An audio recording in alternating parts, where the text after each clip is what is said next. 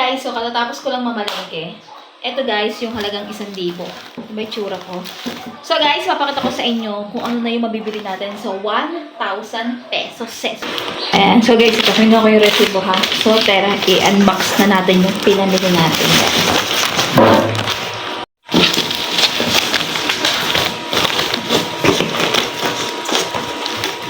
Ayan, so, ayan natin guys kung ano yung laman ng 1,000 pesos. Ano, kung kayo ay taga-province, or kaya kung kayo ay taga Metro Manila. Kung ganito rin yung mabibili nyo sa 1,000 pesos ninyo. Yung unang ating laman. So, ito yung ating seaweeds. Yung seaweeds natin guys is 40 pesos and 25 cents. Ito yun ha. Naman nito ay 3 piraso. Magkano sa inyo to. And then yung carrots natin. Bumili tayo ng carrots guys na isang piraso sa grocery to. 21 pesos and 45 cents. 21 pesos. And then, bumili din tayo ng bulog na. So, ito yung bulog na natin, guys. Alam niyo ba yun?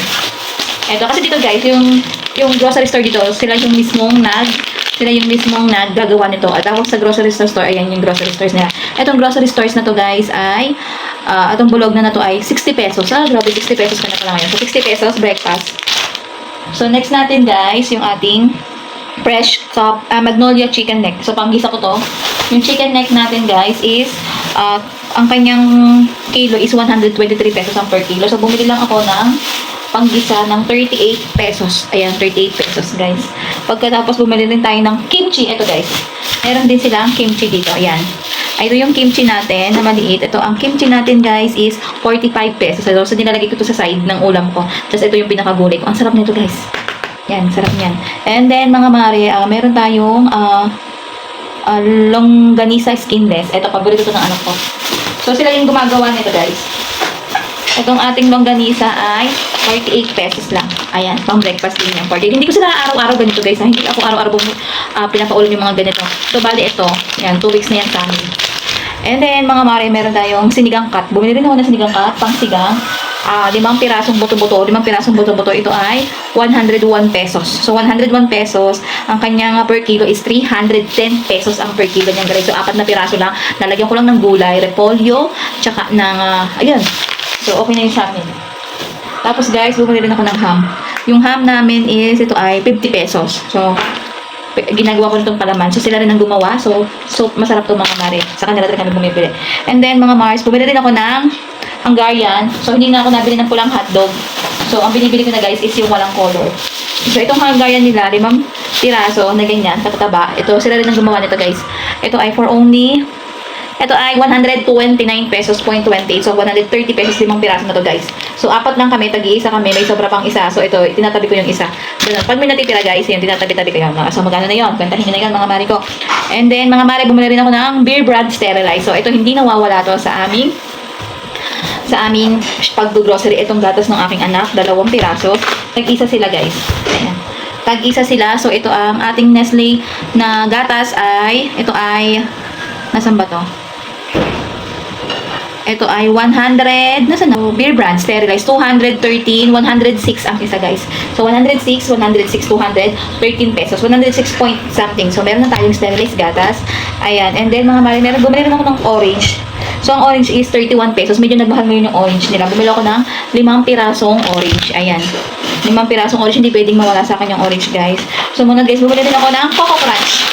So, ito, 12 pirasong Coco Crunch ay 74.50. So, hindi ako nabili ng mga chips, guys. So, ayan. 104. And then, mga mare, bumili rin ako ng Yakult. Isang pack. This is 48.15. So, 49 pesos. 48.15, ano. And then, guys, bumili rin tayo ng ito, yung ating chicken wings. Itong ating chicken wings natin ay 133 pesos. So, meron na silang kiluhan doon sa grocery. Doon ko rin binili itong lahat. May mga ganito sila.